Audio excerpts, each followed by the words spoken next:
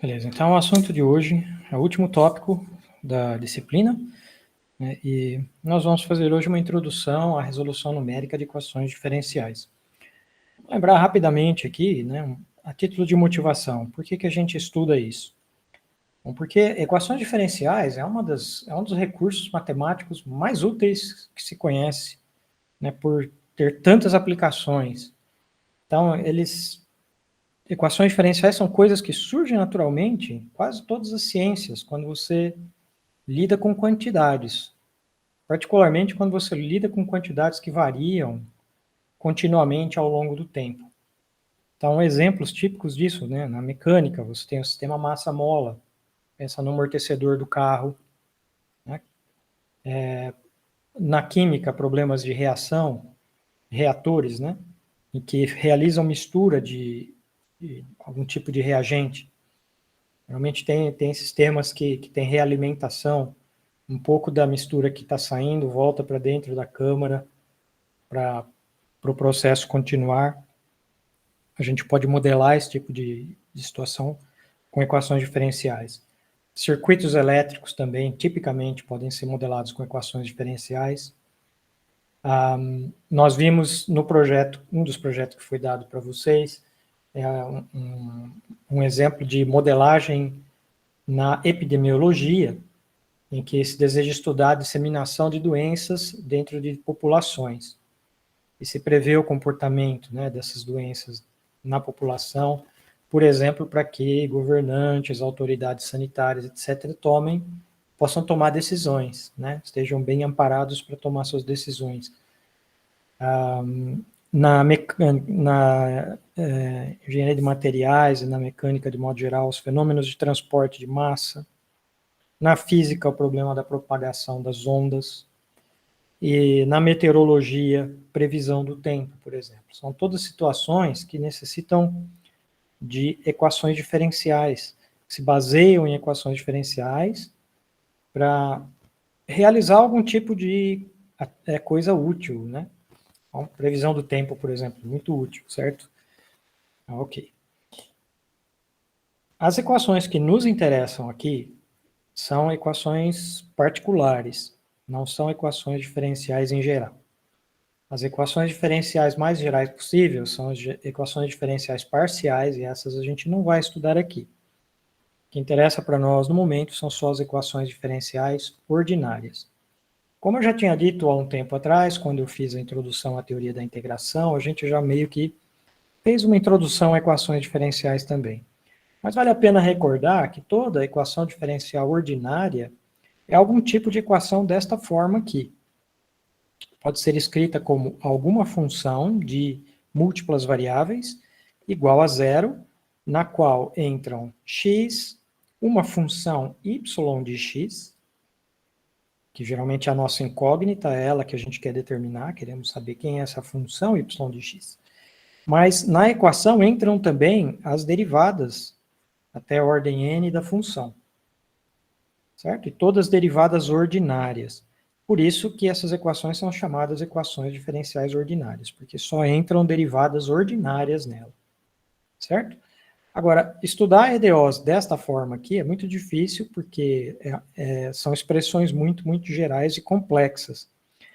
Nós vamos estudar ainda destas equações aquelas que podem ser escritas assim, deste jeito. Quer dizer, você pode pegar a derivada de mais alta ordem que aparece na equação e passar ela para o outro membro da equação. Se você pode fazer isso, essas são as equações que a gente estuda aqui, tá bom? E a grande maioria delas, viu? Muitas mesmo, das equações interessantes são desse tipo aqui. Então não é nenhum prejuízo, não vai ser nenhum prejuízo para nós fazermos isso. E elas são chamadas de equações diferenciais de ordem n. Então, o que significa esse ordem n, que a gente acrescenta ao nome da equação diferencial? É a derivada de mais alta ordem que aparece nessa equação. Certo? Ok. Então, exemplos de EDOs. Olha, então, por exemplo, uma EDO de primeira ordem. Está aqui. Essa seria um exemplo de uma EDO de primeira ordem. Uma EDO muito simples. Ela pergunta, qual é a função cuja derivada é igual sempre a um múltiplo da própria função. É isso que significa essa equação aqui. Eu quero uma função que, quando eu derivo, sai um múltiplo da própria função. Certo? Para um certo b aqui, que é constante. Eu quero que saia esse múltiplo b constante, né, dessa equação aqui. Bom, não é difícil verificar, né? É muito fácil, na verdade, verificar que estas funções aqui, funções do tipo y de x igual a alguma constante vezes a exponencial de b vezes x, é a solução desta equação aqui. Por quê? Porque quando a gente calcula o y' para esta função aqui, você encontra a derivada dessa função, e a derivada dessa função é isso aqui, né? Então, vai dar b vezes c vezes e elevado a bx. Ora, mas isso que está escrito aqui é o mesmo que b vezes a própria função. Então, esta função que está aqui tem essa propriedade, de que quando eu derivo ela, sai um múltiplo b da própria função. Quer dizer, ela atende essa condição que está aqui. Então, ela é uma solução. E é interessante que a gente pode mostrar que, na verdade, essas aqui são todas as soluções. Certo? Qualquer função. Notem aqui que C é uma constante arbitrária. Você pode pôr C igual a 1, C igual a 10, C igual a 1 milhão. Todas essas constantes dão soluções para essa equação aqui. Certo? E pode ser mostrado que toda solução é dessa forma aqui também. Beleza. Um outro exemplo de uma EDO, mais interessante um pouquinho. Considerem essa EDO de segunda ordem. Notem que ela não está exatamente dessa forma aqui, mas eu posso expressar ela dessa forma, pegando esse pedaço aqui e passando para o primeiro membro, certo? O segundo membro, perdão. Ficaria y, duas linhas, igual a menos b vezes y.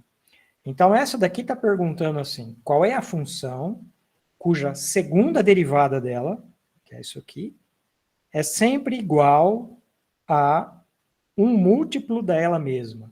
O múltiplo, no caso, seria menos b, certo? Por causa desse termo aqui. Então, parece com essa daqui, só que agora eu estou perguntando para derivada de segunda ordem. Então, eu derivo duas vezes, tem que sair um múltiplo da própria função. Que múltiplo tem que sair? Menos b. Né? Ok. Bom, é interessante aqui que as soluções dessa EDO dependem do valor do b. Se b for negativo, então estas são as soluções dessa EDO. Uma constante vezes a exponencial de menos x vezes raiz quadrada de menos b. Né? Como b é negativo, raiz de menos b é um número real. Então, isso aqui dá uma exponencial. E aqui dá outra exponencial. Certo? Então, fazendo a combinação linear, que é C1 vezes essa exponencial mais C2 vezes essa, para C1 e C2, quaisquer constantes que você queira. Isso dá uma solução para essa EDO. Fácil ver isso. Pega, deriva isso daqui duas vezes e veja que sai exatamente isso. A equação atende essa condição aqui. Tá? Porque vai sair um múltiplo menos b da própria função. Certo? Ok. E se b for positivo, interessante também, porque se b for positivo, aí você tem isto aqui. Tá? Se o b for positivo, aí C1 vezes o cosseno.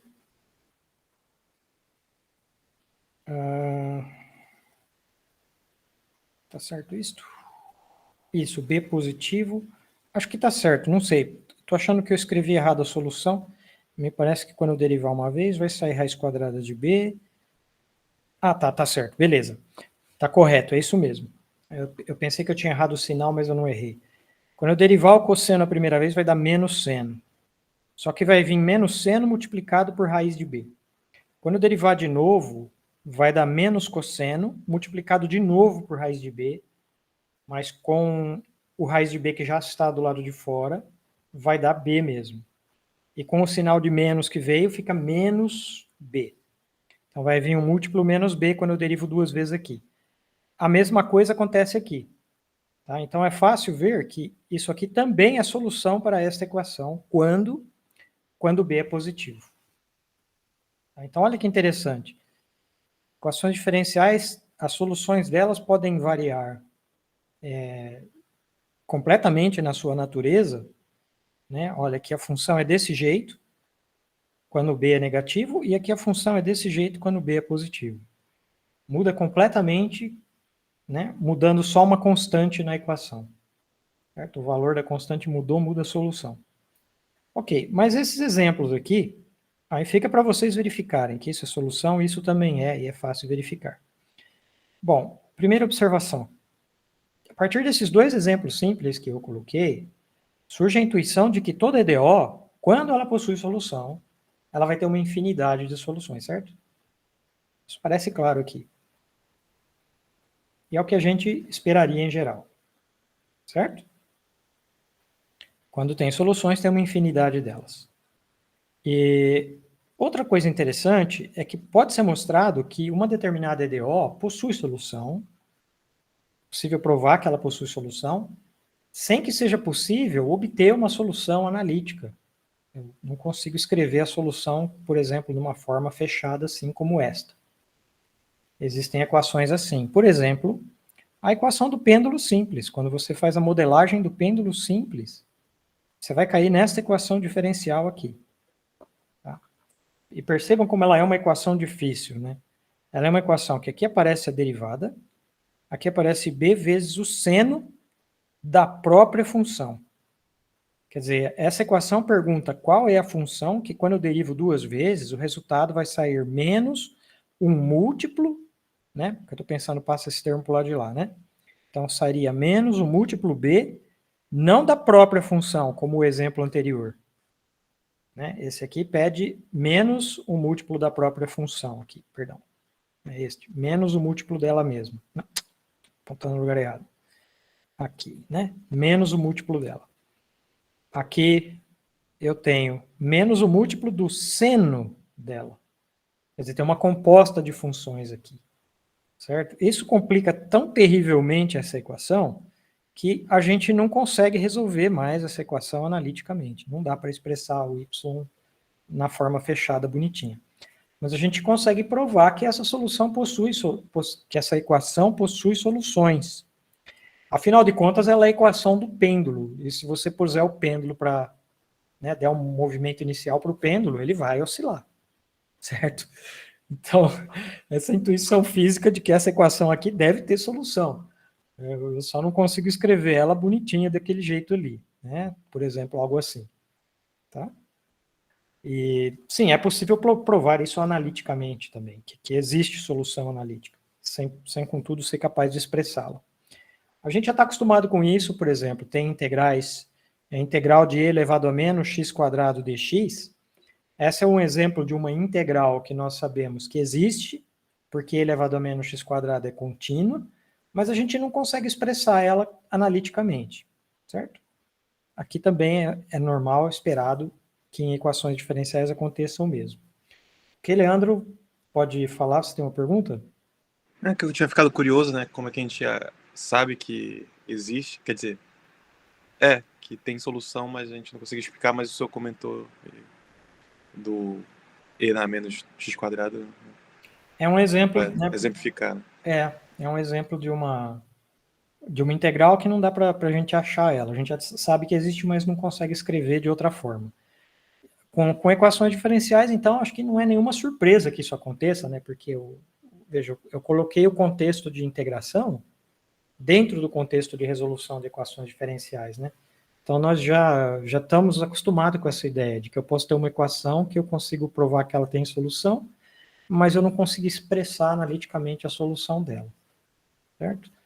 E equação bastante natural como essa daqui, veja, a equação de um pêndulo. Ó. O que tem de especial num pêndulo? É uma coisa mais, né, natural do mundo, coisa muito simples. Já dá problema. Certo? Daí a utilidade, então, da gente possuir métodos para resolver numericamente as EDOs. Certo? Com métodos numéricos, a gente talvez seja capaz de encontrar soluções razoáveis para equações como essas aqui. Certo? Bom, outra observação importante, que aquela primeira EDO, essa daqui, que tem essa infinidade de soluções, uma para cada constante C que você me der.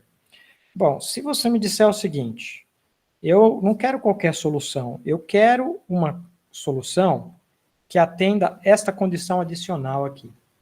Quer dizer, tem que ser uma solução que quando eu ponho x igual a 0, me dê um valor específico, y0. Eu estou especificando, poderia ser y0 igual a menos 10. Poderia ser y0 igual a 100. Eu estou pedindo isso, estou impondo uma condição adicional que antes eu não estava impondo. Bom, mas se eu fizer isso, aí é muito fácil ver que, substituindo a solução C exponencial de bx aqui, fica isto, certo? Então, colocando 0 no lugar do x, dá essa expressão aqui. Então, você quer que isso seja igual a y0. Mas, do outro lado, essa expressão está dando c. Quer dizer, então, que c tem que ser igual a y0.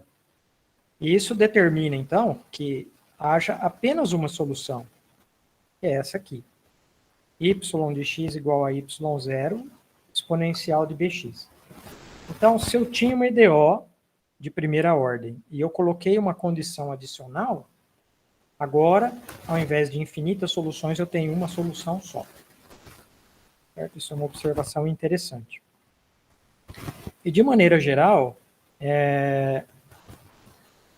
para essa outra equação aqui, vejamos, o que a gente poderia fazer? Para esta equação, eu teria que eu tenho duas constantes a determinar. Se eu puder provar que essas são todas as soluções, né? Ou, no caso, essas aqui são todas as soluções. E são. Essa aqui são todas as soluções, no caso B negativo, e essa daqui são todas as soluções, no caso positivo. Eu teria que saber disso, né, a priori. Mas, se eu sei isso, agora vejamos, duas constantes a determinar. Duas constantes a determinar. Eu preciso dar duas condições iniciais.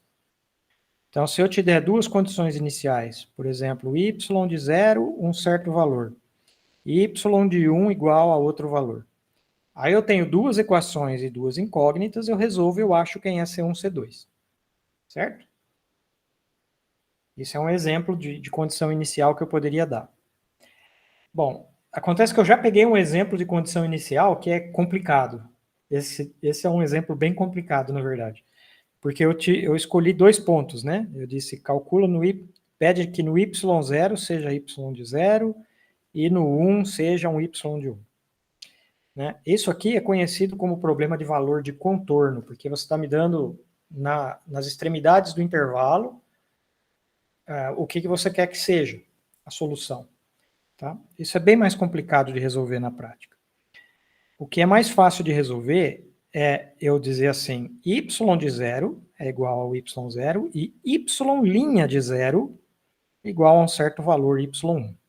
Eu te dou essas duas condições ao invés. Uma condição para y e uma para a derivada de y. Ambas no mesmo x, no caso aqui 0. Certo? Okay, isso também me permite achar o valor das duas constantes. Certo? Com certeza eu consigo determinar C1, C2 dessa maneira. E unicamente, né? Determino elas unicamente e, com isso, a equação diferencial fica com uma solução só. Então, isso que eu falei, uma equação diferencial dotada de condições adicionais, que nós vamos especificar como sendo este tipo de condições adicionais aqui. Vejam, y de x0 igual a y0, a derivada y' em x0 igual a um certo y1 e assim por diante.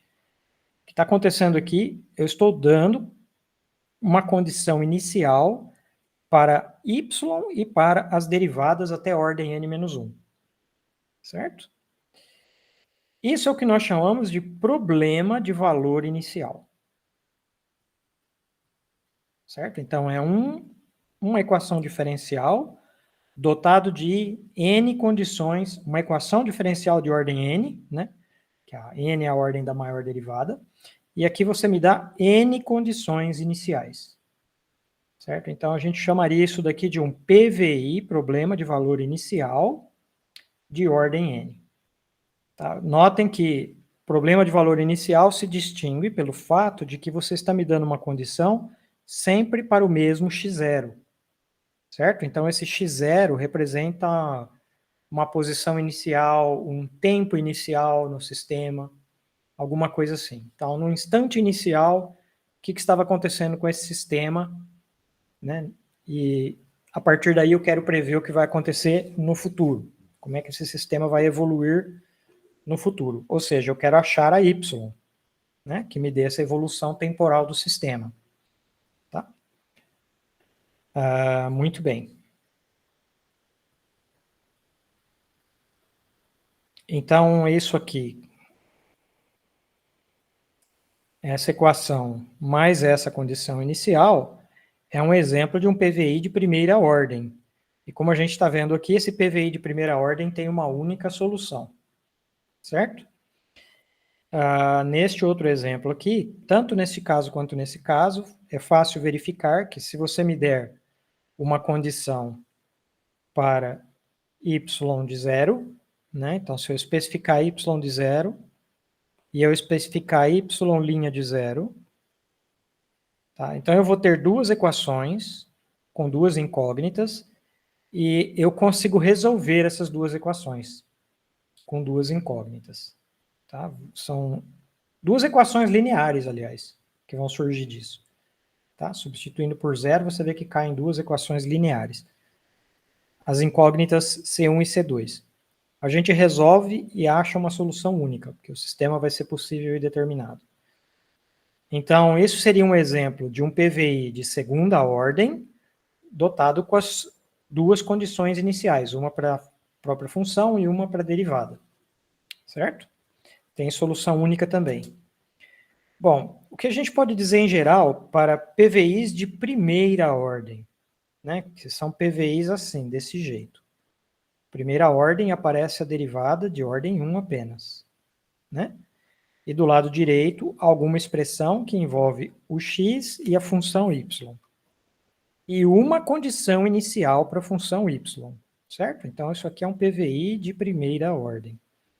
Para esse PVI, nós temos esse teorema aqui, que é conhecido como teorema de Picard-Lindelof, e ele diz o seguinte, que se a função f for uma função contínua nas variáveis x e y, e se ela for Lipschitz na variável y, quer dizer, Lipschitz é aquela condição assim, né? F de y1 menos f de y2 é menor ou igual que uma certa constante m, y1 menos y2 em módulo. Tá? Onde esse m é uma constante. Tá? Se você tem essa condição, e o m é menor do que 1, estritamente menor que 1, né? Então isso aqui é ser Lipschitz. Em algum retângulo fechado U, contendo esse ponto inicial aqui, que é o ponto x0, y0, em seu interior, tá? Então tem que estar em algum lugar no interior desse retângulo U. Então esse teorema afirma que existe algum intervalo contendo o x0, no qual o PVI possui uma única solução y igual a y de x. Então ele garante a existência de solução, esse teorema, garante a existência de solução e a unicidade dela também. O PVI vai ter solução e a solução é única, se essas condições aqui estiverem satisfeitas. Tá? Para os PVIs lá de cima, que eu mencionei, não é difícil verificar essas condições, certo? Pelo menos por de primeira ordem é muito fácil. Mas deixa eu ilustrar para vocês o que significa esse teorema na prática. Então, suponha que eu tenho aqui algum retângulo, esse aqui é o meu U. É um retângulo, notem, no plano XY. Ele contém esse ponto no seu interior, é o ponto x0, y0. Tá? Então, o que esse teorema está afirmando para mim? Que aqui no x eu tenho algum intervalo, esse intervalo aqui. Tá? Um intervalo fechado, inclusive. Tá? Contendo dentro dele o ponto x0. E notem que esse intervalo aqui, ele mora na projeção desse retângulo, certo? Não, a projeção do retângulo sobre o eixo x. Ele fica contido dentro dessa projeção. Tá? E para esse retângulo, eu tenho uma e uma só função y igual a y de x, que é a solução da EDO. Quer dizer, se essa função que você obteve aqui, ela é tal que y' é igual a f de xy para todo x pertencente ao intervalo i. Ela satisfaz essa condição aqui para todo x no i. Tá? Então, isso é um teorema que, vejam, ele faz isso, ele garante que tem a solução. Então, é um teorema cuja demonstração diz que existe uma solução, mas ele não mostra a cara da solução. Pode falar, Vitor. Professor, a condição de Lipschitz, ela exige que a constante seja menor que 1, ou pode ser qualquer constante positiva?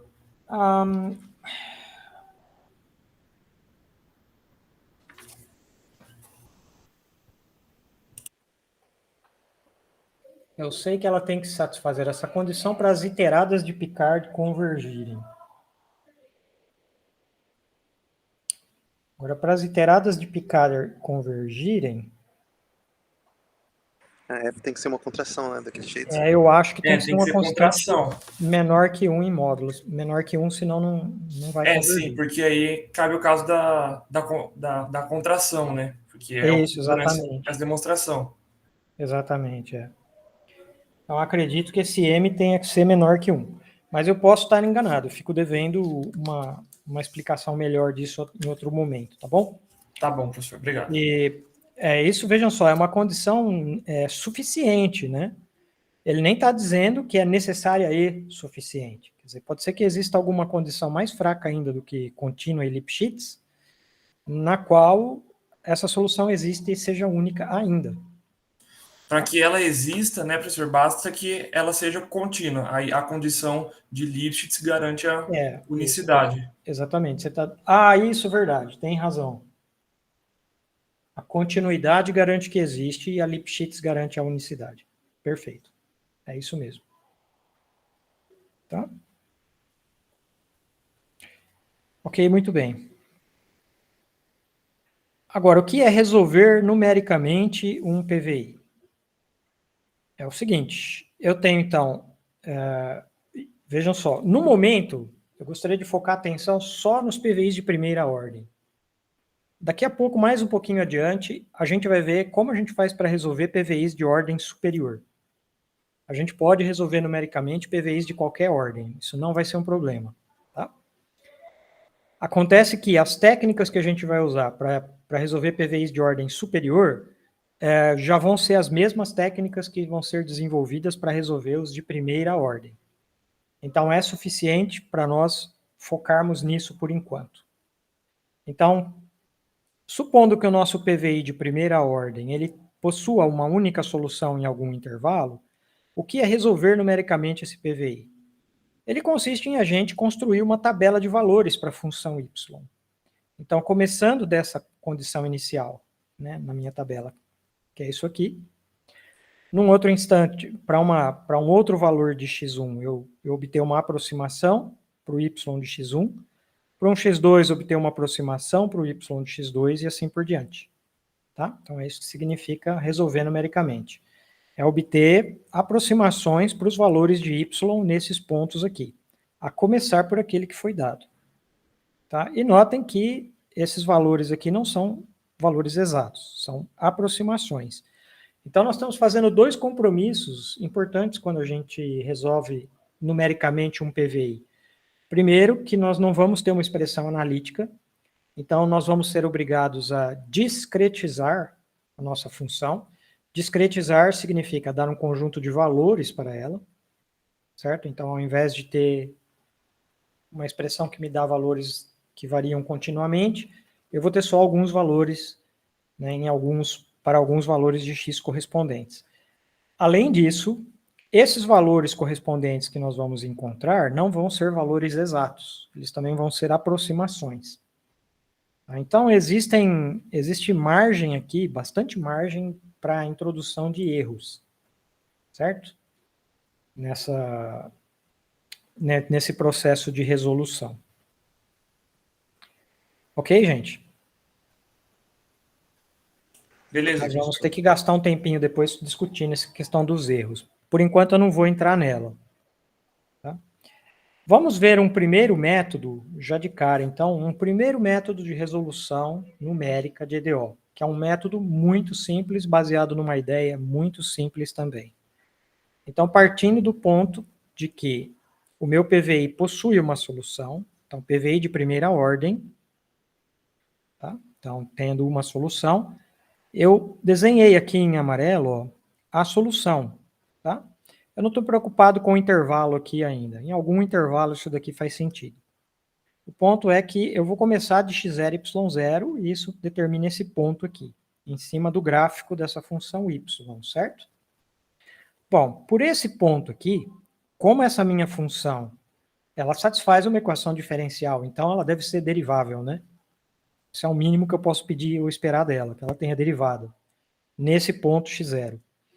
Então, o que acontece? Como ela tem derivada nesse ponto x0, eu tenho uma reta tangente nesse ponto y0, x0, certo? Nesse ponto aqui tem tangente. Como que é a equação da tangente? Ora, a equação da tangente é assim, né? Y igual a y0 mais y' de x0 vezes x menos x0. Então, se eu pegar um outro valor de x, por exemplo, x1, o que eu sei? Olhando para esse gráfico, para esses gráficos aqui, eu sei que eu posso aproximar este valor aqui, né, que é um valor que eu não conheço, eu posso aproximar por este valor aqui, que eu conheço, porque é dado por uma equação conhecida, que é a da tangente. Eu estou fazendo uma aproximação linear da função no ponto x0 e y0. Eu posso usar essa aproximação linear para estimar o valor do y no x1. Certo? E observem que você poderia me dizer assim, tá, mas e como que eu calculo a derivada, né? Como é que eu faço para calcular o y' no x0? Bom, mas você está supondo que o y é uma solução desta EDO aqui, certo? Então, você pode usar a EDO para calcular o y em x0. Se você puser y' de x0 aqui, essa equação está dizendo que o y' de x0 é igual a isso aqui. Certo? Ela é o f de x0, y de x0. Então, eu posso aproximar o y de x1 por essa quantia aqui, ó. Professor, não teria um x1, x1 menos x0? É x1 aqui, perdão. Correto. Tá? Eu posso aproximar, então, isso por essa quantia aqui, certo? E costuma-se considerar os intervalos entre os pontos que vão ser escolhidos fixos, por simplicidade. Tá? Então, x1 menos x0 igual a h fixo. Nesse caso, essa equação aqui, então, que aproxima o y de x1, o y de x1 vai ser y de x0 mais h, e essa equação aqui de cima aproxima esse valor por y de 0 mais h vezes f de x0, y de 0. Certo? Então, eu posso usar esse esquema para aproximar o y de x1. Bom, isso está sugerindo o seguinte processo para encontrar sucessivos valores dos y. Você diz que o yk mais 1, ele é o yk mais h f de xk yk. Que corresponde a eu ir pegando derivadas, né? Quando eu tenho um ponto, agora eu pego a derivada naquele ponto, pego a derivada no outro ponto e vai indo. Certo? Você vai caminhando pelas derivadas. Beleza, gente? Então é uma técnica muito, muito simples e evidente, né? Bom, acontece que esse método que utiliza essa fórmula é o que nós chamamos de método de Euler para resolvermos EDOs. Tá? É um método válido e útil na prática. Vamos ver um exemplo de aplicação dele. Então, eu quero resolver esse PVI aqui, ó. PVI de primeira ordem, y' igual a menos 2 vezes a própria y, com a condição inicial y de 0 igual a 1. Observando aqui que eu já resolvi esse PVI no caso de B genérico, né? E o que sai como solução aqui seria isto, certo? Y de x é a exponencial de menos 2x. A gente já sabe que isso é uma solução, ou é a solução para esse PVI aqui. certo? É muito fácil de verificar que essa é a solução mesmo. Beleza. Eu vou fazer isso no intervalo, né, dos x aqui, indo de 0 até 1, e eu vou pegar h 0.1. Beleza. Então, primeiro, vamos ver. Eu tenho que escrever o PVI nessa forma aqui. O primeiro passo é escrever o PVI assim. Eu escrevi a EDO desse jeito. Bom, para esta EDO aqui, para essa EDO que está aqui, já está no formato correto. E a expressão que aparece do lado direito é a minha função f grande. Tá? Então, a minha f grande de xy, ela é essa função aí, menos 2y sempre. Tá? O meu x0 é igual a 0 e o meu y0 é igual a 1. Ok, então substituindo naquelas equações lá de cima, o que eu posso dizer? Eu posso dizer que o y1 é igual ao y0 mais o h vezes a f de x0 e y0. Substitui os valores. Y0 é 1, h é 0.1 e a f de 0, 1, né? Vai dar menos 2 vezes 1, menos 2, menos 0,2, somado com 1 dá 0,8. Tá? Então, notem, isso aqui é uma aproximação para o y em x1. Tá? Então, isso que está escrito aqui não é o y de x1, é uma aproximação para o y de x1. Certo? Bom, mas agora que eu tenho essa aproximação, o que eu posso fazer? Usar a mesma fórmula. Então, para achar o y2, eu vou pegar o y1 mais, repito a mesma fórmula, né? h, f de x1, y1.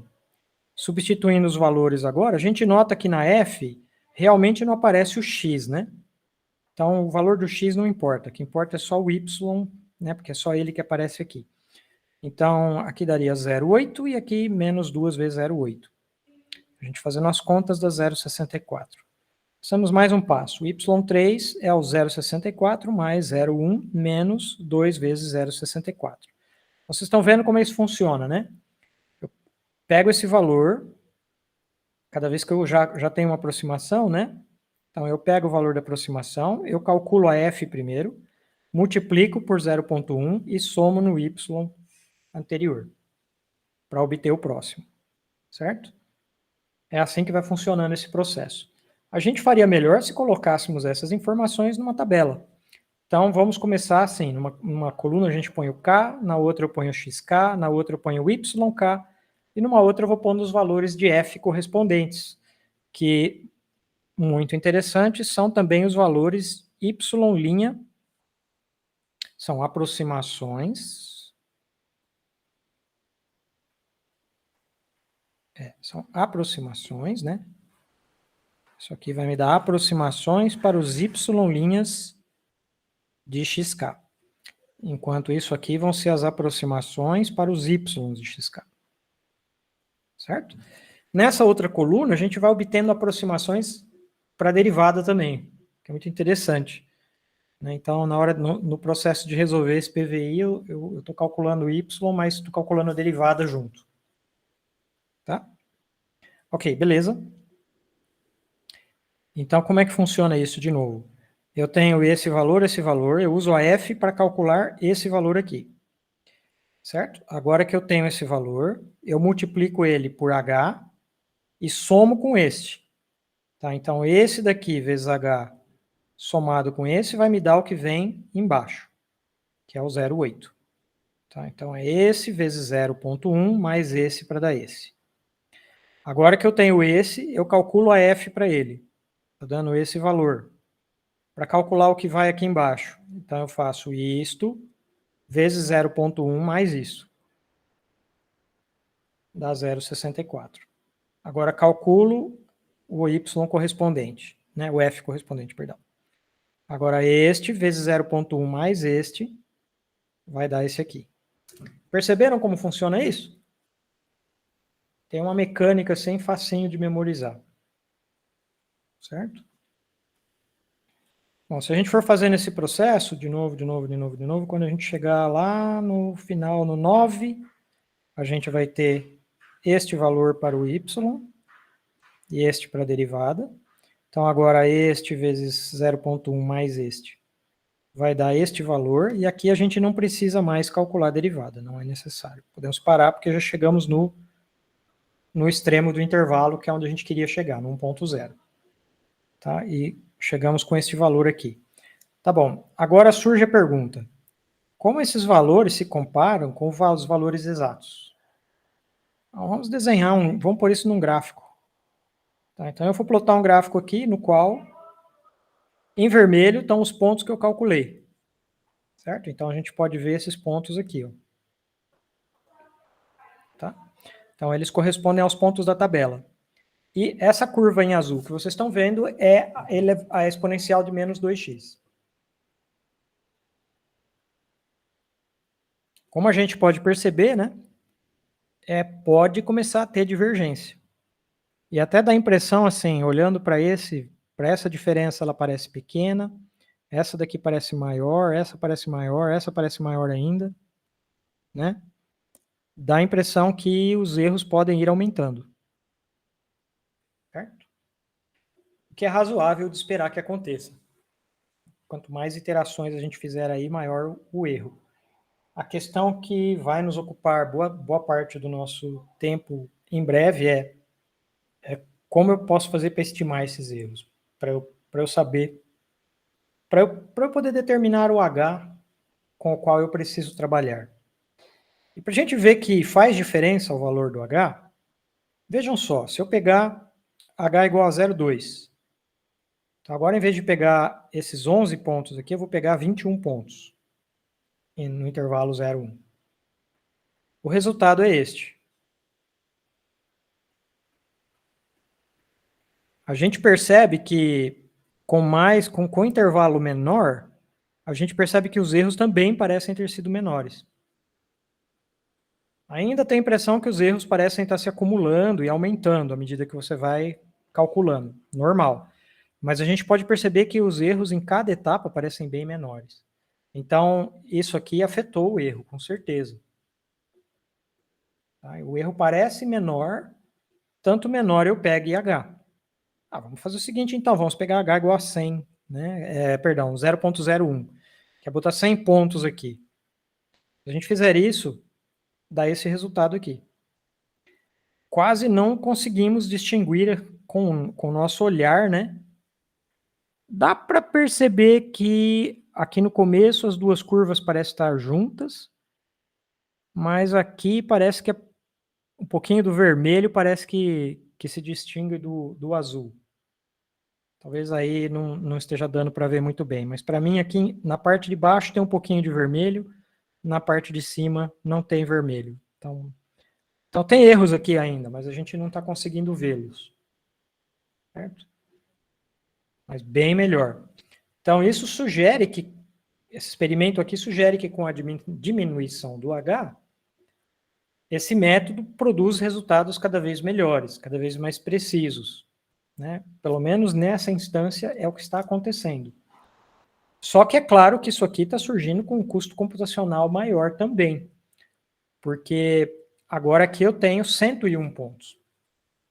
Então eu tive que repetir as iterações, né, 100 vezes para encontrar esse valor aqui. Certo? Vamos ver se eu consigo fazer agora. Eu estava preparando, quando a gente ia começar a aula, eu estava preparando este exemplo aqui. Vamos ver se a gente consegue fazer ele na mão.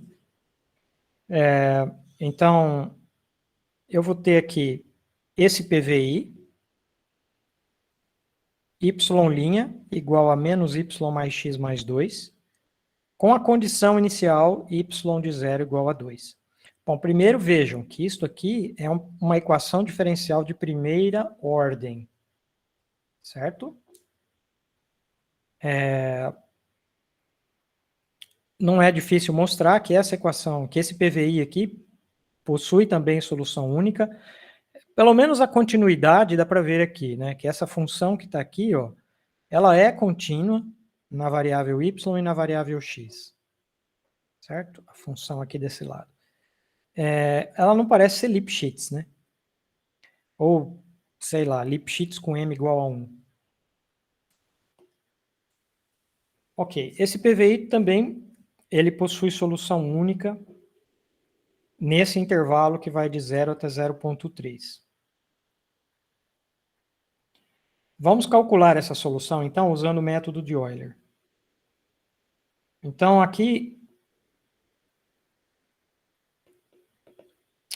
a gente começa observando que a função f, a que se refere à equação diferencial, é esta função aqui. O nosso x0 é igual a 0 e o nosso y0 é igual a 2. Certo? E o h 0,01. Beleza. Então, pelo método de Euler, a gente diria que o y1 é igual a y0 mais h vezes o f de x0 e y0. Agora a gente substitui os valores aqui. Então, o y0 é 2, o h é 0,1 e a função f é menos y0, então dá menos 2, mais x0, que é 0, mais 2. Então, essa parte deu 0, né? O 2 e o menos 2 cancelou. Então, isso aqui continua dando 2.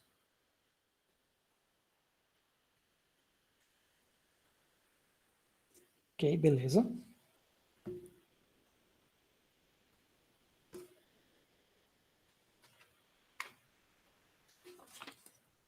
Eu estou acompanhando aqui que eu peguei esse exemplo no livro da Neide, né? Então, só que ela está resolvendo isso já com um método de ordem superior. Mas tudo bem, dá aproximadamente esse valor. É o que deveria dar mesmo. Tá certo. Ok, agora que eu tenho o y1, eu posso calcular o y2. Mas vamos entender o quê? Que isso aqui é uma aproximação para o y de x0 mais h, que é y de 0,1. Tá? Então, y de 0,1 está dando 2. Ok, aproximadamente 2, né? Agora vamos calcular y2. Então, o y2 seria o y1 mais f, h vezes f, x0, x1, y1. Substituindo os valores aqui. Então, aqui está dando 2 ainda, mais 0,1 vezes o y1, que continua sendo 2. Então, aqui menos 2. Mais o valor do x1 agora. Qual é o valor do x1? Isso aqui é o x1, né? Certo? x0 mais h é o x1. Então, aqui daria 0,1 mais o 2, que é constante. Então, agora isso aqui está dando 2 mais 0,01, é isso?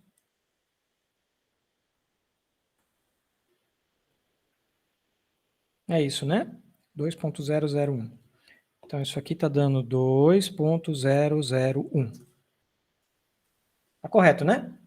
Se eu cometer algum equívoco aí, eu estou resolvendo na mão e agora, então pode ser que eu erre alguma coisa, mas acho que está certo.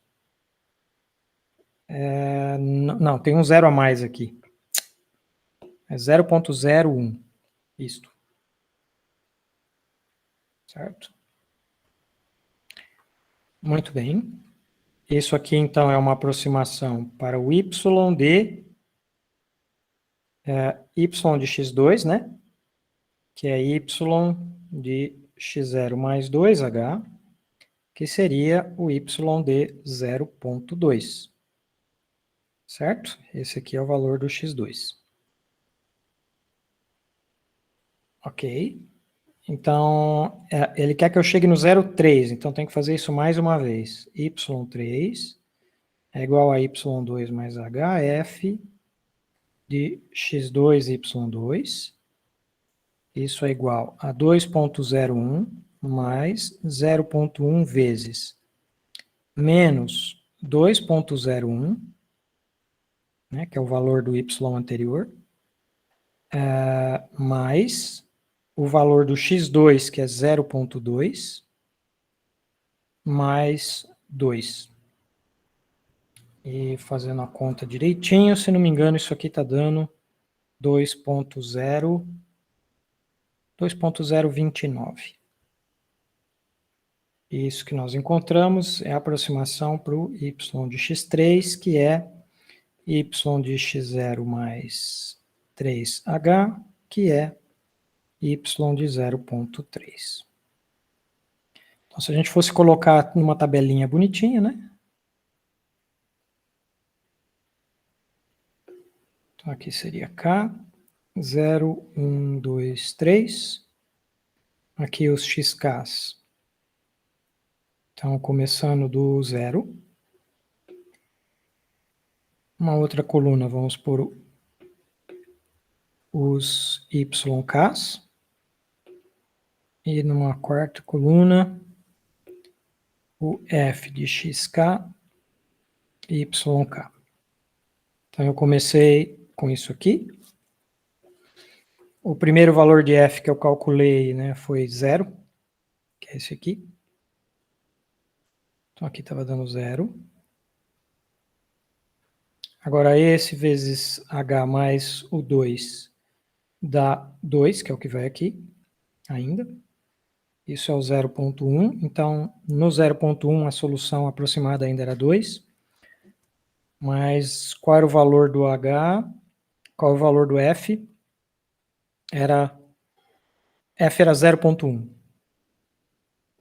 Certo? Que é essa expressão aqui, ó, ela dá 0,1. Tá, então, aqui era 0,1. Aí, 0,1 vezes H dá 0,01, mais o 2 está dando 2,01. Então, quando o xk é 0,2, 2,01, isso. E, nesse último passo aqui, vejamos, eu tenho 2 e menos 2,01, dá menos 0,01, 0,19, é isso?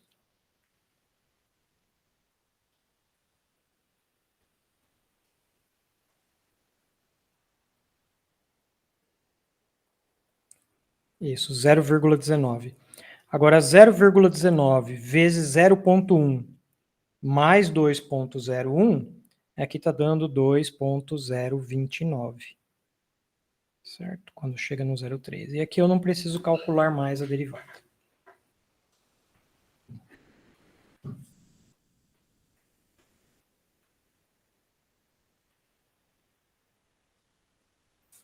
Bom,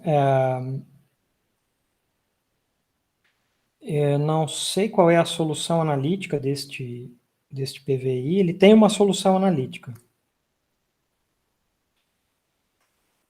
Deixa eu ver se a Neide fez o favor de nos dar a solução analítica ou não. Ela não deu. Ah, deu sim. Deu sim. Então, a solução analítica do PVI seria essa.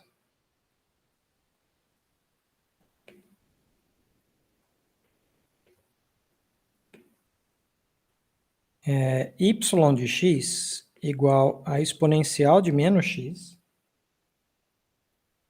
mais x mais 1. Acreditem, isso é solução. E é fácil verificar que é solução desse PVI. Tudo que você tem que fazer é derivar essa equação aqui, derivar essa função, certo? Deriva ela e veja que a derivada dá isso aqui.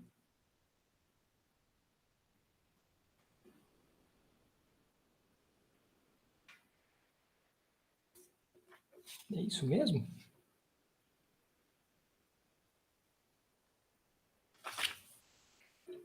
Bom, a Neide está dizendo que é, eu não duvido.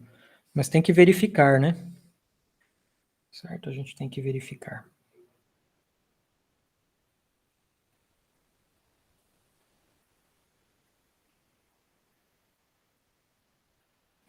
Ok. Até aqui tudo bem? Alguém quer perguntar alguma coisa?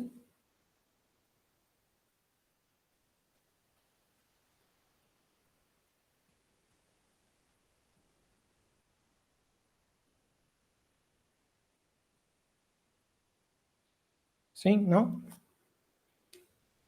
Ninguém? Vocês estão aí, pessoal? Eu estou falando sozinho. Sim, estamos aqui, professor. Estamos aqui sim, professor. Tá muito fácil isso? Assim, ninguém tá falando nada, estou aqui.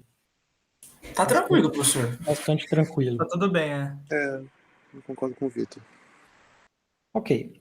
Bom, mas esse método que a gente está vendo aqui, ele então parece um método legal, mas a gente vê que ele não dá uma precisão, pelo menos baseado no exemplo, nesses exemplos aqui, ele parece que não dá uma precisão muito boa em cada novo ponto que eu calculo. Bom, mas isso é porque a gente se baseou, para derivar esse método, a gente se baseou na aproximação linear, né, que é essa coisa aqui, ó. Certo? Então, uma questão que surge nesse momento é, e se a gente fizesse uma aproximação de ordem superior?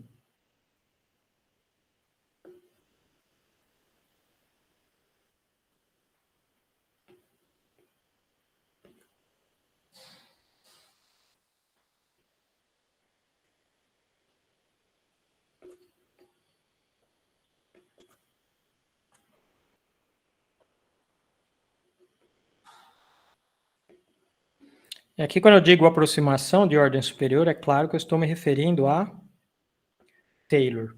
Porque a aproximação linear seria o polinômio de Taylor de ordem 1. Né? Então, seria, por exemplo, como é que ficaria y de x0 mais h se eu utilizar uma aproximação de segunda ordem? Ela ficaria assim, né? Y de x0 mais h seria igual, pelo teorema de Taylor, seria o y de x0 mais y' de x0 vezes x menos x0, que é o h, né? Então, isso aqui vezes h, mais y duas linhas vezes h ao quadrado sobre 2, mais alguma coisa aqui que depende de h terceira. Em outras palavras, se eu esqueço esse termo aqui de h terceira, eu agora estou falando em fazer isso aqui.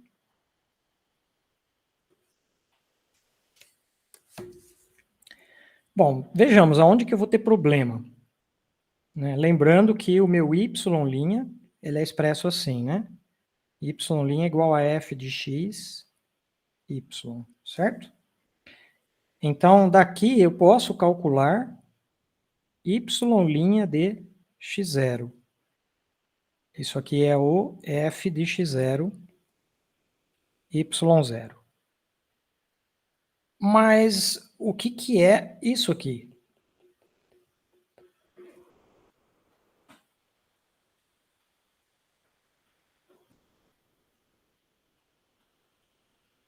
Eu agora fico com esse problema de como é que eu faço para estimar isso aí, né? Como é que eu posso usar a equação f?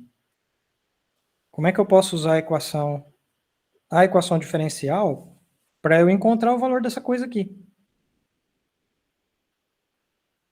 Ideias. O que eu faço? Poderia derivar ela?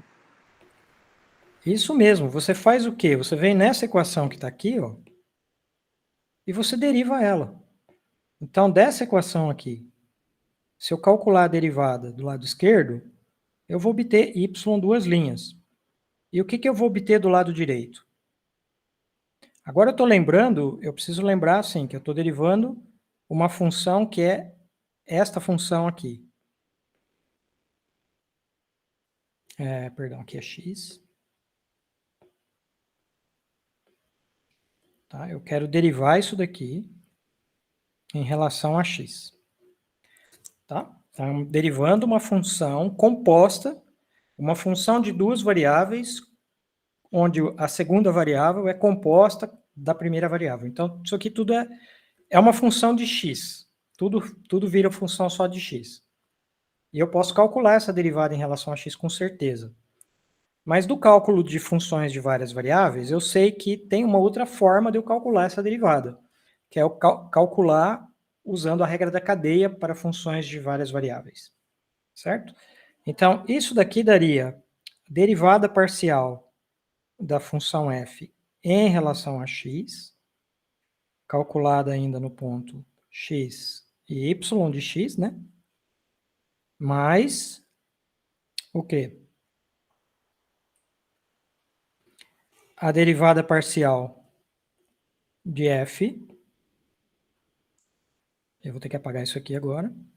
A derivada parcial de f em relação a y, calculada nesse ponto ainda, mas aí entra a regra da cadeia. Quem que vai aparecer aqui? Y' de x. Certo? Eu vou escrever só assim, em vez da y'.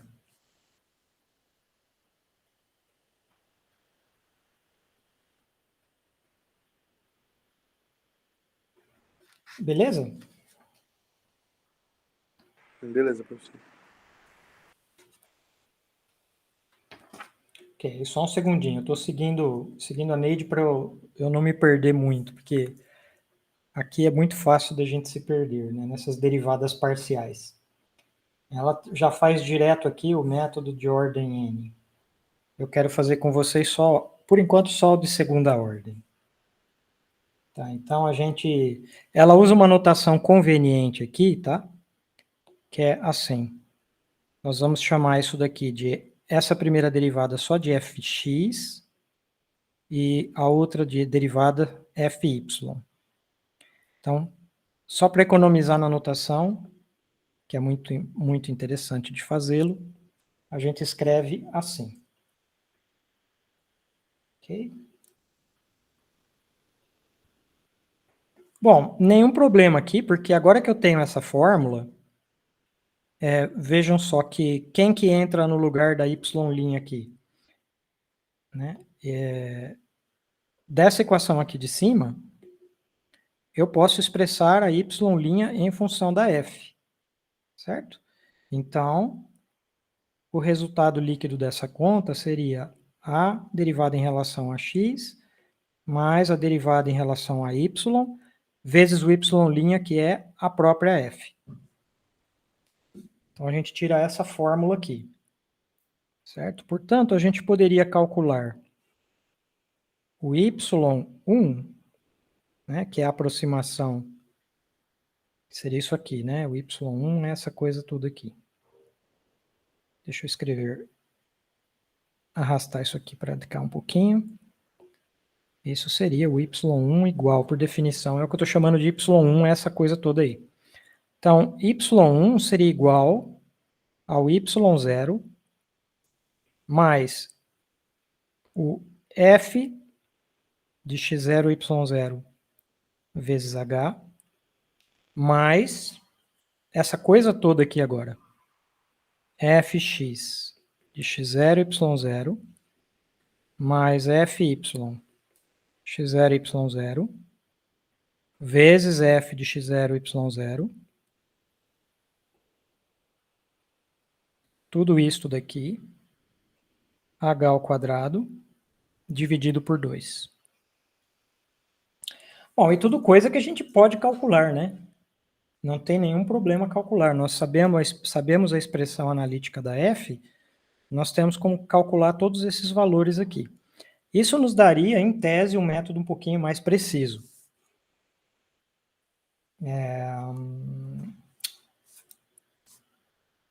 Nós temos tempo para fazer isso? Acho que temos. Eu só pediria para vocês um intervalinho de 5 minutos para eu poder programar isso daqui no computador. Para a gente poder resolver um exemplo. Que o exemplo que a Neide faz no livro dela, ver que ordem que é que ela escolheu aqui. Para o mesmo PVI, ela faz ordem 3, é isto? Não, ela faz ordem 2, tá certo, é isso mesmo.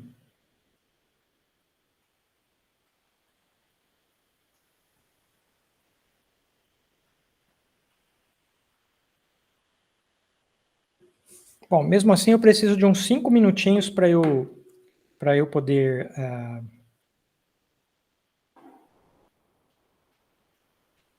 programar isso daqui, pode ser? Tudo bem, professor, sem problemas. Tá. Alguém sabe como que pausa a gravação? Acho que não tem como, não. Se eu só interromper a gravação e começar de novo, será que dá problema? Ele vai gerar 2 vídeos. Ah, não, isso não. Bom, então deixa ele aí um momentinho, tá? Eu já volto. Tudo Tá bem. bom, professor, tranquilo.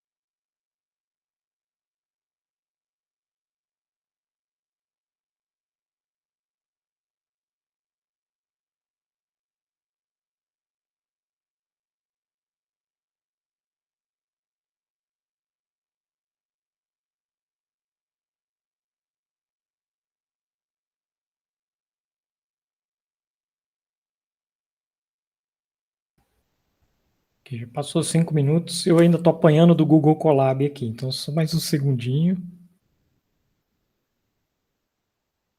Sem pressa, professor. Aqui.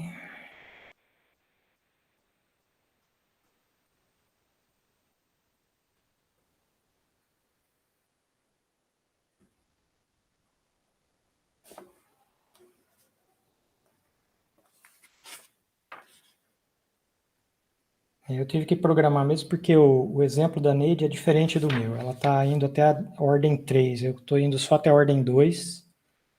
E depois eu faço a ordem 3 também, e aí a gente compara com os resultados dela.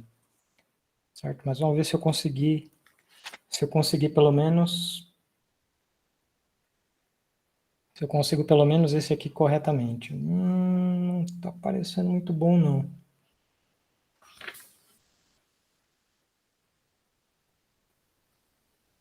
O que faltou fazer? Dividir por 2.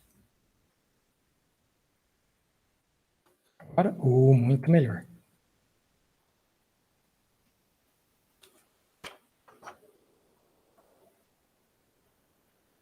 Está muito melhor, mas ainda não está muito legal. Deixa eu só ver se eu errei alguma coisa.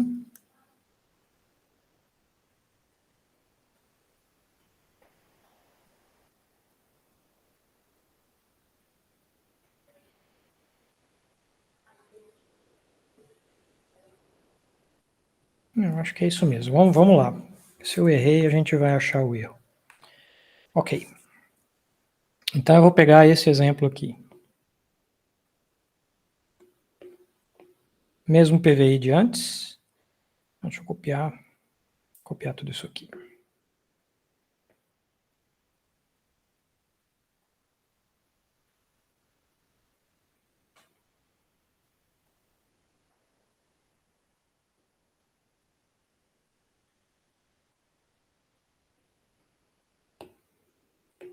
Certo? Só que usando ordem 2.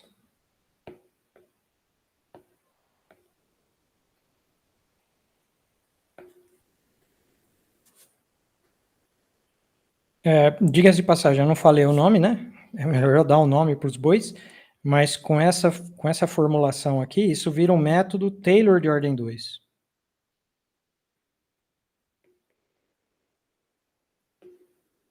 Esse seria o nome desse método. Então, o método de Euler, que é aquele mais simplesinho que a gente viu, ele corresponderia ao Taylor de ordem 1. Certo? Quer dizer, ele para aqui, né? Ó. Se a gente olha para esse pedaço da fórmula, é o método de Euler. Então, o que está sendo feito aqui? Eu estou somando uma espécie de correção. Está sendo aplicada uma correção aqui. Tá certo? Ok, então vamos lá. Vamos calcular. Então, solução.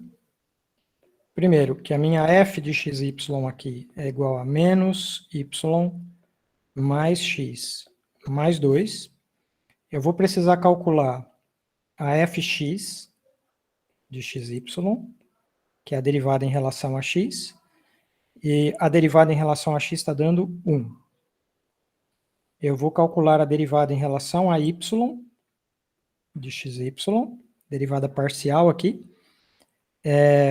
A derivada disso em relação a y dá menos 1. Então, aquele termo de correção, ele vai envolver essa conta aqui, fx mais fy vezes a f. Então, ele se escreveria desta forma aqui, ó. Fx, que é 1, mais menos 1, vezes o f, que é menos y, mais x, mais 2. Certo? Isso aqui está dando 1 mais y menos x menos 2, que é y menos x menos 1. Tá certo?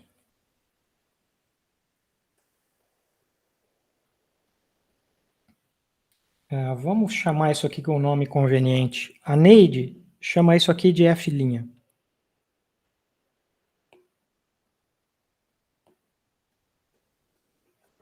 só para ficar fácil da gente escrever. Tá? Então, as nossas iterações vão ser feitas assim, ó. YK mais 1 é igual ao YK mais H vezes o F de XK YK, e até aqui é igual ao método de Euler, mas o próximo termo vai ser H ao quadrado sobre 2 vezes essa tal F' de XK YK. Tá certo?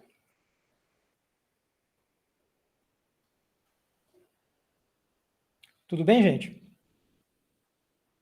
Tudo bem. Bom, então vamos começar. Calculando Y1. Isso é Y0 mais o F, H vezes F, X0, Y0, mais H ao quadrado sobre 2. Vamos fazer o seguinte, já vamos organizar isso numa tabela, para ficar mais fácil. Eu vou colocar aqui então a minha tabela.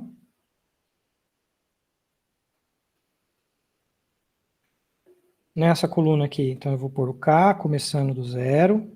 Ups. Usando a ferramenta errada para escrever. Põe o K, 0. Quem que vai ser esse cara aqui? XK.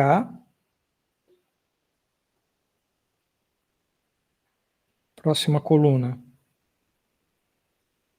Já vou deixar um espaço reservado aqui para o YK. Esse tanto aqui já deve dar. E eu vou colocar ainda mais uma coluna aqui. E essas colunas vão ser os seguintes valores, ó. Então aqui eu vou colocar os YKs, aqui eu vou colocar os F de XK e YK, e aqui nessa última coluna, F duas linhas de XK e YK. Perdão, F'.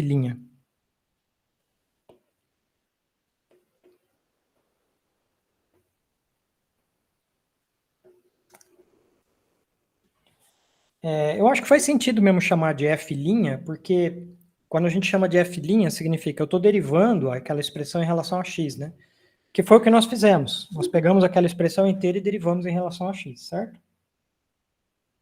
Então, essa notação não é uma notação equivocada. Acho que ela está ok. Então, aqui era isto, aqui era isto. Do exemplo anterior, eu já sei que o F dá zero, né? É o mesmo F de antes, então ele dá zero aqui. E quanto é que vai dar o F'? Agora eu vou precisar calcular o F'. Para calcular o F', então é F' de que valores? 0 e 2, né? Então isso aqui está dando 2 menos 0 menos 1, que é 1. Então aqui está dando 1. Correto, gente? Acho que sim, professor. Se eu estiver errando, vocês me avisem. Bom, beleza. Então isso deu 1. Qual que é a conta que eu tenho que fazer agora? Eu vou ter que fazer o seguinte cálculo, né? 2 mais 0,1 vezes o 0, que é esse aqui, que é assim, ó, eu vou pegar esse valor vezes H e somar com este. Mas junto eu tenho que pegar esse valor vezes H ao quadrado sobre 2 e somar com esses outros dois. Certo? Na verdade, é este vezes H soma, esse vezes H soma aqui, e esse vezes H ao quadrado sobre 2 também soma aqui. Certo? Então, vai ficar assim, mais 0,1 ao quadrado sobre 2 vezes 1. Isso aqui deve dar quanto?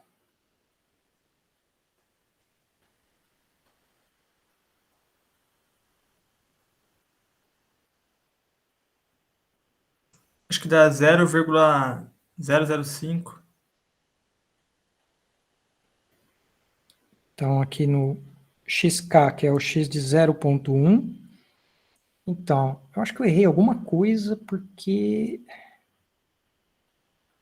aqui na minha nota... Ah, já sei onde eu errei aqui. Cadê? Muito melhor. Confirme para mim que aqui está dando 2.005. É isso, professor.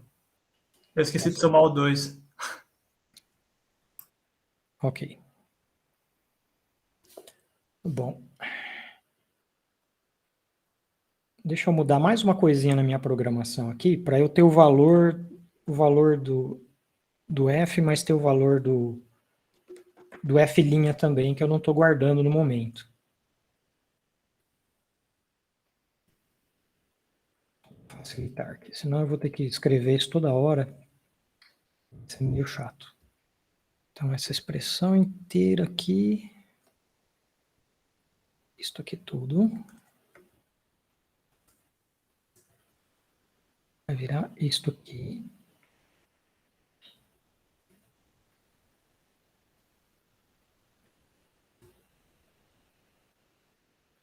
Isso, correto. Só mais um pouquinho de paciência, pessoal.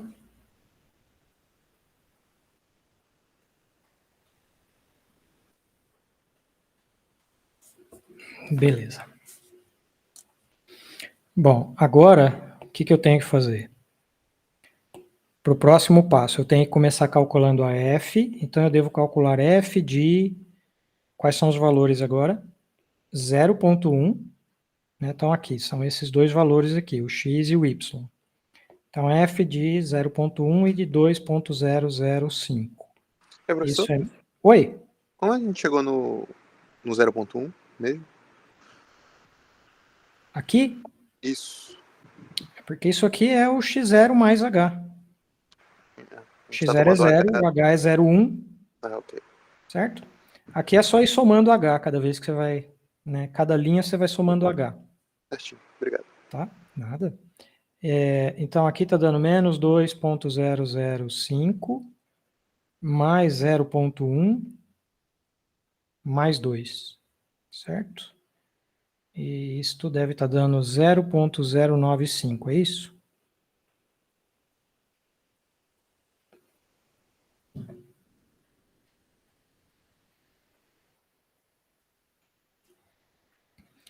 Ok, o que mais que eu tenho que calcular agora? Lembrando desse valor que eu vou precisar dele, eu tenho que calcular... Aliás, eu não vou precisar porque eu já tenho a fórmula aqui, né? Pronta. Então, eu tenho que calcular F' de 0,1, 2.005. Isso aqui está me dando 2.005, né? Menos o x, que é 0,1, menos 1. E aqui, para mim, está dando 0.905, é isso? Sim. Beleza, está um pouquinho melhor. Agora você vê que os valores estão ficando, né, parecem mais exatos do que o anterior. A gente teria que comparar com a solução exata, né, para sabermos o quão bom isso aqui está. Eu vou tentar fazer isso. Vamos primeiro acabar de resolver. Tá? Então, como eu já programei antes, eu só vou copiar os valores. Certo? Aqui, para mim, está dando 2.019, 0,25. Aqui, 0.18, 0,975. E aqui, 0.81, 90, 25. E por fim, na terceira iteração, isso aqui está me dando 2.04, 1217, eu vou abreviar aqui por 18. Porque afinal de contas essas casas devem conter já erros, né? Estou fazendo uma abreviação, estou fazendo aquilo que eu digo para vocês nunca fazerem, né? Que é abreviar, arredondar arbitrariamente. Mas aqui não cabe na minha tabela aqui, então eu estou tendo que fazer isso. 0,25878,237, eu posso por 82. E aqui 0,74. Aliás, eu não precisava estar calculando esses valores. Eu estou pondo eles aqui, mas não precisava calcular. Por quê? Porque agora já parou, né? Eu já cheguei no último valor. Né? Quer dizer, esses resultados aqui, isso aqui eu não preciso, na verdade. A solução final do problema está aqui. Né? Nesse valor a gente para. Ok, então deixa eu ver agora como é que isso se compara com a solução exata, que ele me diz que é exponencial de menos x mais x mais 1.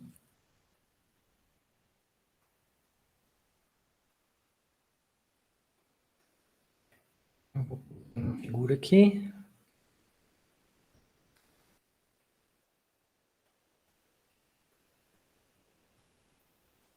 Isto. Mais um pouquinho de paciência aí.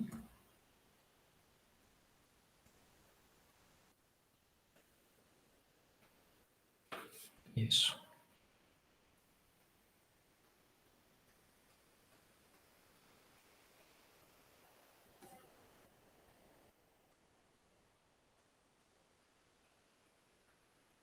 Uau! Realmente muito boa.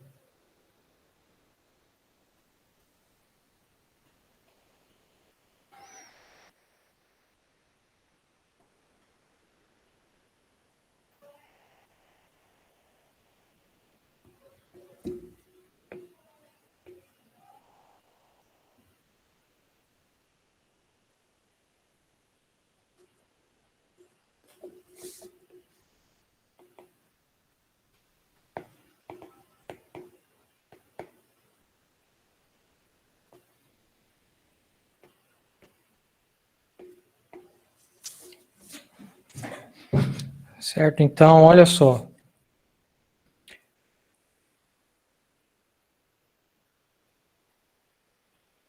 Então, aqui nós temos em vermelho os pontos que nós calculamos.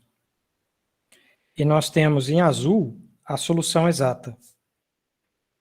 Não dá para a gente enxergar os erros, né? Porque parece que as cruzinhas aí estão em cima da curva. Mas isso já melhorou absurdamente.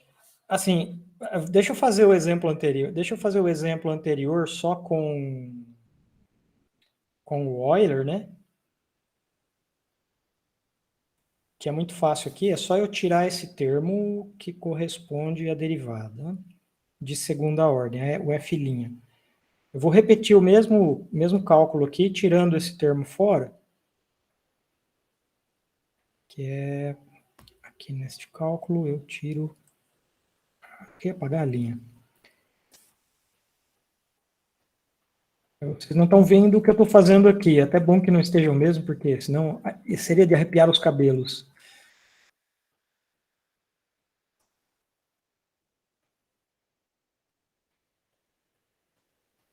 Ok. Vamos comparar com o Euler.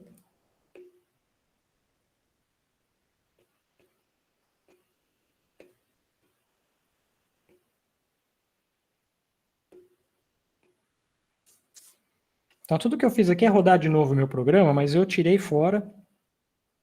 Quando eu fiz as iterações, eu tirei fora isso aqui, ó. Certo? Se eu remover esse termo, vocês percebem que eu fico aqui com o método de Euler. Né? Então, eu vou calcular de novo pelo método de Euler, o cálculo nós já fizemos antes, né? Dá essa tabela aqui. Certo?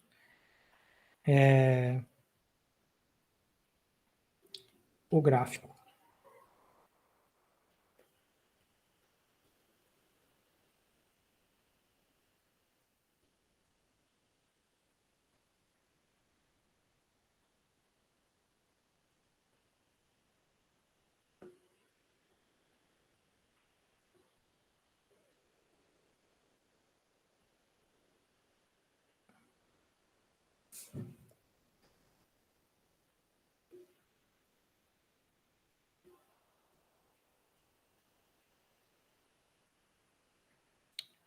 Ok, tem que tomar um pouco de cuidado aqui. Eu não sei se vocês conseguem enxergar ou não. Dá a impressão que teve, uau, um erro muito, muito gigante, né? Mas os valores que estão aparecendo aqui, ó. Aqui é 2, né? Talvez para vocês não esteja muito nítido. Aqui é 2, aqui é 2.005, 2.010. Aqui em cima é 2.040. Seria esse último valor aqui. Tá? Então, a diferença entre esses dois valores, esse e esse, não é tão grande assim. Né? Mas a gente pode ver que erro, erro, erro, erro, erro grande, erro maior ainda.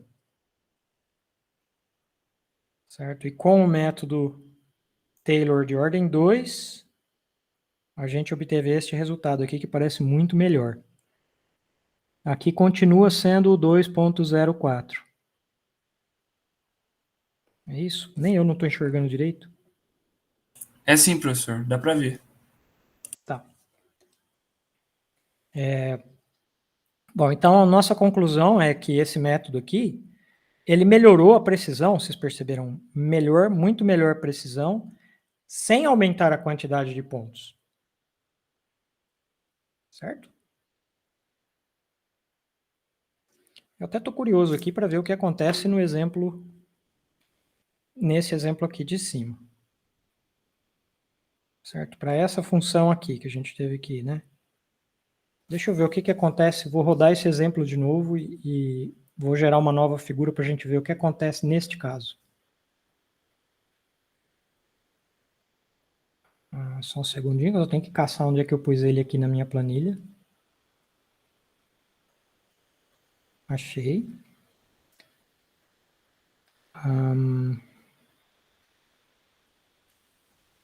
Copiar.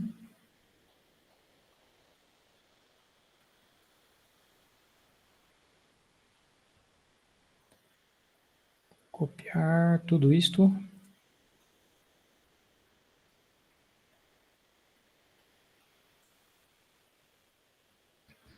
Aqui a função era menos 2 vezes y, né?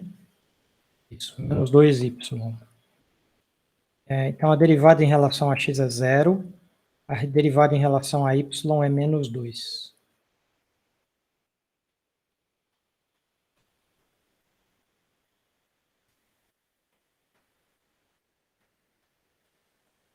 Isso, tem que acertar mais uma coisinha aqui, que é o intervalo.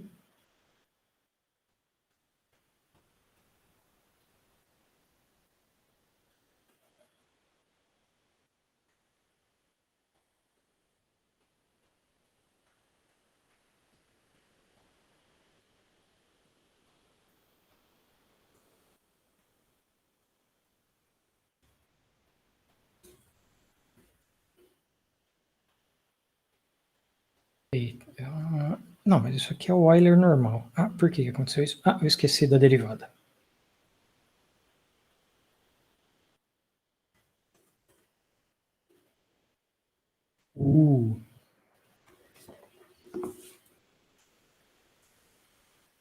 Ok, ó.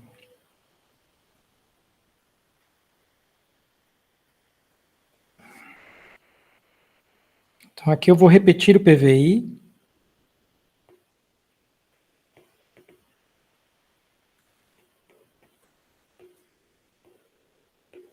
Que era esse aqui. Y' igual a menos 2y. Y de 0 igual a 1. Com o intervalo 0, 1. Com h igual a 0,1. Usando Taylor. De ordem 2. Então, a gente tem f xy igual a menos y. Portanto, fx é 0. Fy é menos... não é menos 1, perdão, é menos 2.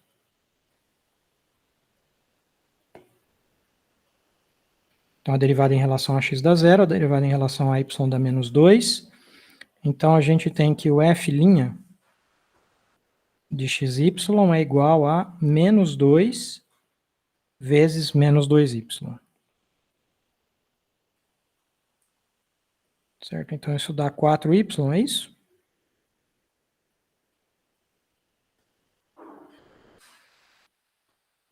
Então, o nosso yk mais 1, ele seria yk mais...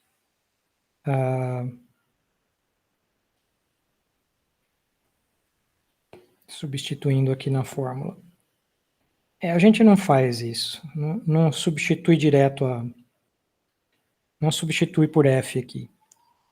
Mas a gente mantém essas expressões aqui. Então, seria mais h vezes a f de xk yk mais h ao quadrado sobre 2 a f' xk yk, onde a f' é essa função aqui.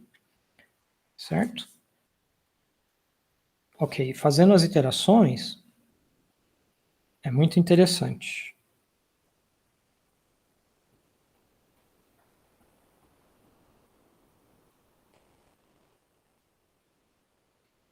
Aqui o primeiro valor deu 0,82. Aqui embaixo deu 0,6724. Os YKs correspondentes, menos 2, menos 1,64, menos 1,3448. Tá, aqui seria os... Não, o que eu estou escrevendo? Não. Está deslocado, isso é assim. XK aqui é 0, 0,1, 0,2. Ok? Agora está certo.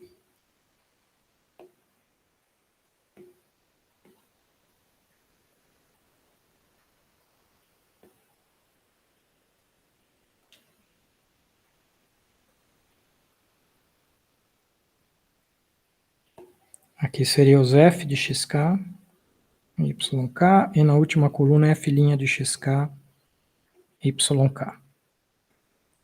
Para mim este valor deu 4, deu 3,28, 2,68, 9,6. E assim vai.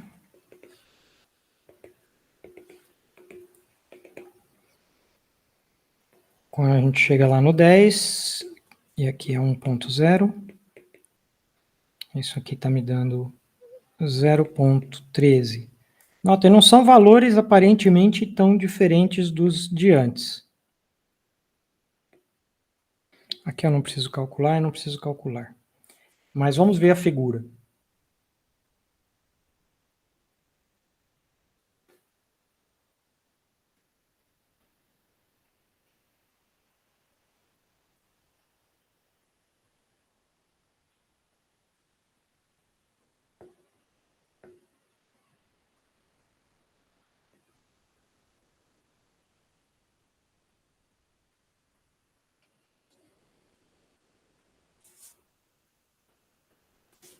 Então, há uma melhora, né, melhora significativa.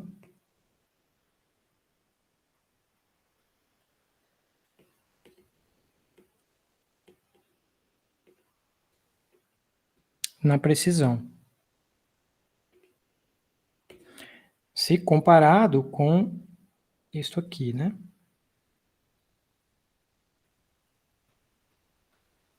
Certo? Então, esse aqui é o Euler, para esse mesmo PVI. Os pontos em vermelho são os pontos do Euler e em azul é a solução exata.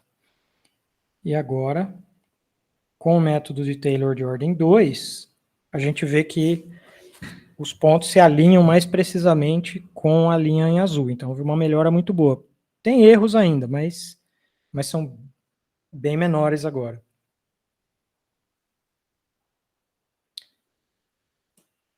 Ok, beleza, né? Acho que todo mundo entendeu a ideia. Então, Mas qual é a moral da história para esses métodos aqui? Em princípio, a gente poderia continuar essa brincadeira para a ordem 3. Né? Na semana que vem a gente pode fazer isso. Na próxima aula a gente pode subir a ordem do método de Taylor, para ver como é que isso fica no método de Taylor de ordem 3. Mas vejamos, desse processo aqui,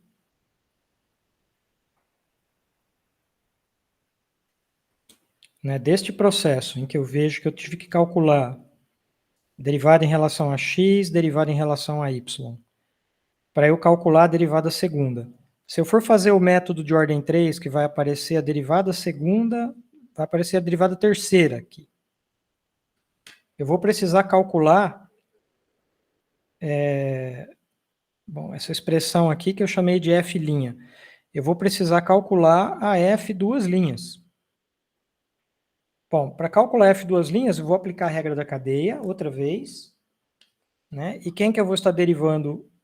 Eu vou estar derivando essa expressão aqui, em relação a x. Então, vai dar a derivada disso, vai aparecer dois termos que vêm daqui, vai aparecer termos que vêm daqui, e ainda tem um produto aqui. Ou seja, vocês já entenderam o que vai acontecer.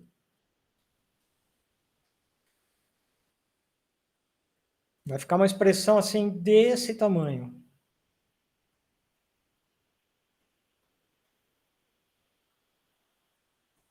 Okay, então, a gente poderia, assim, fazer um sumário aqui, né, de conclusões.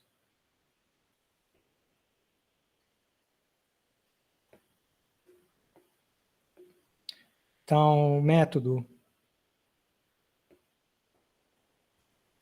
da série de Taylor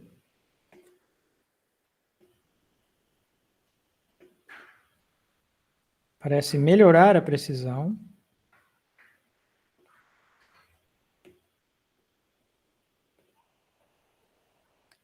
sem aumentar, sem diminuir o espaçamento.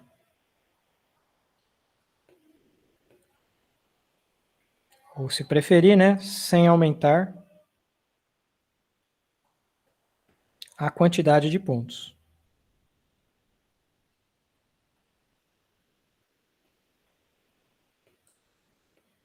Acrescentando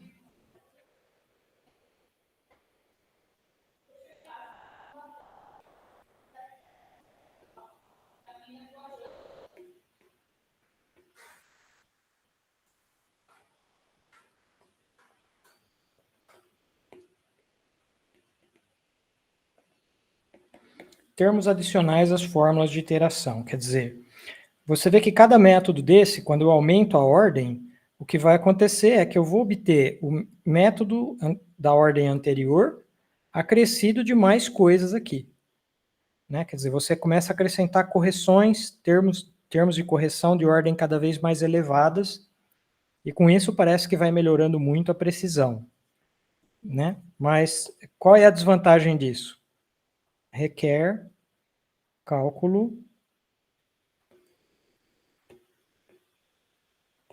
o cálculo de derivadas cada vez mais complicadas. Certo? Então, nós temos esses dois benefícios. Eu posso aumentar a ordem do método, simplesmente acrescentando mais termos na série de Taylor, que foi o que nós fizemos aqui. Começamos com Euler, acrescentamos mais um termo, e nós vimos que isso melhorou para caramba, né, a precisão. Mas o que nós tivemos que pagar o preço por isso? Que nós tivemos que calcular uma derivadas parciais. Se a gente for aumentar mais uma ordem, a gente vai calcular derivadas parciais dessas derivadas parciais, usando a regra da cadeia de novo, para dar uma expressão quilométrica. Então, quarta ordem, então, nem se fale, né? Imagina como que deve ser um método de série de Taylor de quarta ordem. Vai dar uma expressão realmente gigante que a gente não conseguiria nem, talvez, escrever ela tão facilmente. Certo? Então, tem isso como desvantagem. Bom, então qual vai ser a brincadeira para as próximas aulas? A brincadeira para as próximas aulas vai ser, de alguma forma, a gente poder olhar para essas expressões assim de iteração, para essas fórmulas de iteração aqui, e, digamos, ao invés de eu calcular essas derivadas de ordem superior da função f, de alguma maneira aproximar ou estimar esses valores, usando para isso só a própria f. Tá, então eu gostaria de, no máximo, na pior das hipóteses, utilizar apenas a f para aproximar esses valores aqui. E aproximar valores de ordem superiores, se for o caso. Certo? E aí a gente vai ver que uma maneira de fazer isso vai dar origem aos métodos que nós chamamos métodos de Runge-Kutta. Tá? Então é exatamente isso que tem por trás desses métodos que tem esse nome complicado, mas que na verdade não são tão complicados assim. Vai ser um pouco complicado de derivar o método, porque para derivar o método eu tenho que calcular o de Taylor correspondente. E o de Taylor correspondente é que vai ser o complicado, né? O de Runge-Kutta propriamente não vai ser mais complicado. Tão mais complicado, pelo menos não tanto quanto o de Taylor correspondente. Tá? E a vantagem vai ser então essa, que a gente vai utilizar só estes valores aqui, para a gente estimar estes e outros valores de ordem superior que possam vir também. Tá bom? E acho que por hoje é só, né? Tranquilo, gente? Beleza, professor. Beleza, professor. Então a gente viu um método